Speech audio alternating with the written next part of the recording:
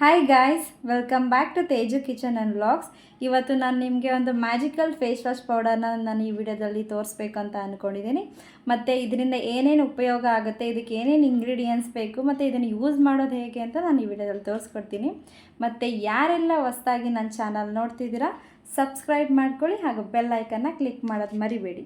ನಾನು ಯಾವುದೇ ರೀತಿಯ ಕೆಮಿಕಲ್ ಫೇಸ್ ವಾಶ್ನ ನಾನು ಯೂಸ್ ಮಾಡಲ್ಲ. ಮನೇಲಿರೋಂಥ ಇಂಗ್ರೀಡಿಯೆಂಟ್ಸ್ ಅಂದರೆ ಇದೆಲ್ಲ ನಮ್ಮ ಕಿಚನಲ್ಲೇ ಸಿಗೋವಂಥ ಇಂಗ್ರೀಡಿಯೆಂಟ್ಸ್ನ ಬಳಸ್ಕೊಂಡು ಫೇಸ್ ವಾಶ್ ಮತ್ತು ಬಾಡಿ ವಾಶ್ ಪೌಡರ್ನ ನಾವು ಹೇಗೆ ತಯಾರಿಸ್ಕೋಬಹುದು ಅಂತ.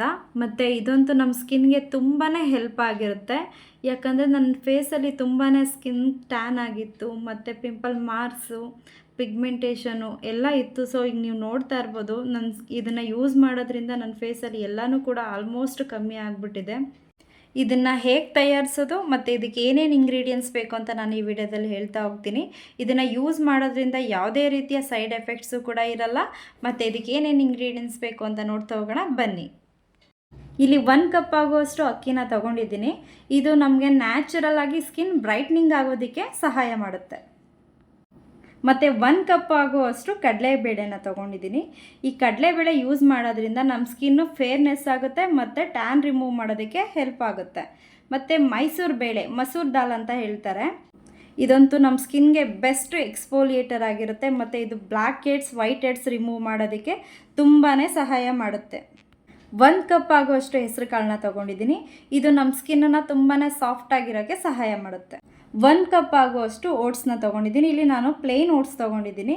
ಇದು ಅಷ್ಟೇ ನಮ್ಮ ಸ್ಕಿನ್ನ ಸಾಫ್ಟಾಗಿರೋದಕ್ಕೆ ಹೆಲ್ಪ್ ಮಾಡುತ್ತೆ.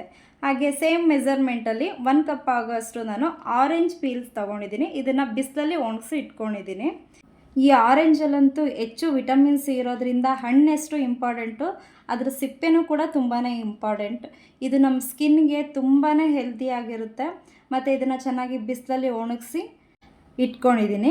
ಇದರಿಂದ ಯೂಸ್ ಮಾಡೋದ್ರಿಂದ ಇದಂತೂ ಹೆಚ್ಚು ವಿಟಮಿನ್ ಸಿ ಇರೋದ್ರಿಂದ ನಮ್ಮ ಸ್ಕಿನ್ ಟೈಟ್ನಿಂಗ್ ಆಗೋದಕ್ಕೆ ಮತ್ತು ಪಿಗ್ಮೆಂಟೇಷನ್ ಕಮ್ಮಿ ಮಾಡುತ್ತೆ. ಪಿಂಪಲ್ ಮಾರ್ಕ್ಸ್ ಇದ್ದರೆ ಕಮ್ಮಿ ಆಗುತ್ತೆ.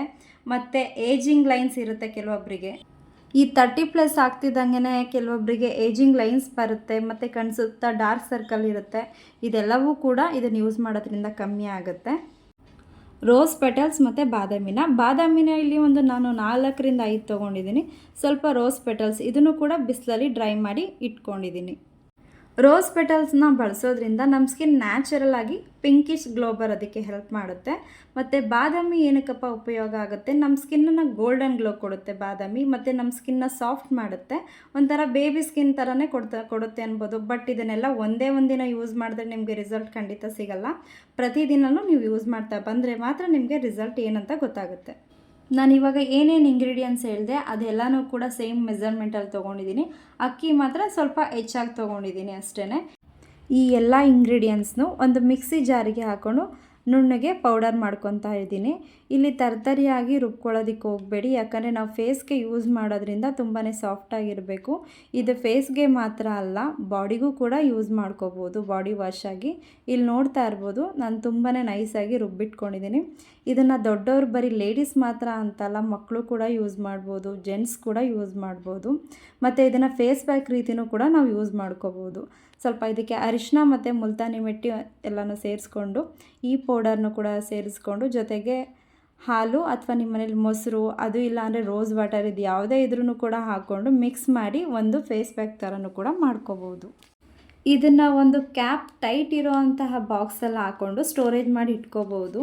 ನಾರ್ಮಲ್ ಔಟ್ಸೈಡೇ ಇಟ್ಕೊಳ್ಳಿ, ಫ್ರಿಜ್ಜಲ್ಲಿ ಇಡಬೇಕು ಅಂತ ನೆಸಸರಿ ಏನಿಲ್ಲ. ಈ ಒಂದು ಬಾಕ್ಸಲ್ಲಿ ನಾನು ಆಗೋಷ್ಟು ಮಾಡ್ಕೊಂಡಿದ್ದೀನಿ. ಇದು ನನಗೆ ಮತ್ತು ನನ್ನ ಮಗನಿಗೆ ಒಂದಿಲ್ಲ ಅಂದರೆ ಒಂದು 15 to 20 ಡೇಸ್ ತನಕ ಬರುತ್ತೆ. ಇಷ್ಟು ದಿನ ರೆಸಿಪೀಸ್ ಜೊತೆ ಮಾತ್ರ ಬರ್ತಾಯಿದ್ದೆ, ಆದರೆ ಇದನ್ನೆಲ್ಲ ನಾನು ಉಪಯೋಗಿಸಿದ ಮೇಲೆ ನನಗೆ ಕೂಡ ಹೆಲ್ಪ್ ಆಗಿದೆ. ಇದರಿಂದ ಬೇರೆಯವರಿಗೂ ಕೂಡ ಹೆಲ್ಪ್ ಆಗ್ಬೋದು, ಐ ಹೋಪ್ ಅಂತ ಈ ವಿಡಿಯೋನ ನಾನು ಮಾಡಬೇಕು ಅಂತ ಈ ಒಂದು ಬ್ಯೂಟಿ ಟಿಪ್ಸ್ ಜೊತೆ ಬಂದಿದ್ದೀನಿ. ಬಟ್ ಇದೇನು ನಿಮ್ಗೆ ಇಷ್ಟ ಆಗಿದ್ರೆ ಪ್ಲೀಸ್ ಲೈಕ್ ಮಾಡಿ. ಮತ್ತು ಹೆಚ್ಚು ಬ್ಯೂಟಿ ಟಿಪ್ಸ್ ಮತ್ತು ರೆಸಿಪಿ ಮತ್ತು ವ್ಲಾಗ್ ಮಾಡೋಕ್ಕೆ ನಮಗೆ ಖುಷಿಯಾಗುತ್ತೆ. Thank you for watching.